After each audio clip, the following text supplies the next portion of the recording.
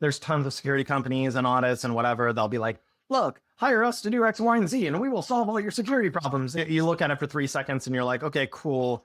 It goes back to like, what are you trying to solve? Are you trying to check a checkbox so that you don't get sued when something bad happens? One of the things that I personally believe is that simple to understand pipelines, simple to understand code, simple to understand builds, things that are simple to understand mean that you have a better ability to understand the attack vectors, where somebody might interject bad code, how they might be able to circumvent the system. Simplicity to me is like the key principle that allows for you to have security be able to either be thought of upfront during it, or to be able to reason about where it might have the highest value and the highest return to invest in.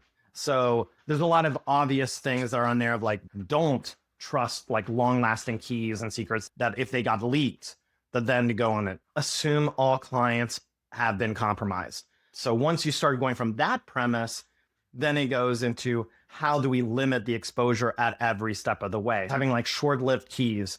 A lot of these things used to be really hard, a decade ago, but they've actually become relatively easy to implement simple solutions around that.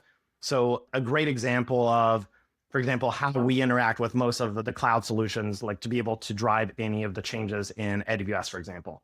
We'll use the OIDC provider to be able to like get access into the pipelines and say, hey, this branch or this deployment status or whatever is the only thing that can actually deploy to it.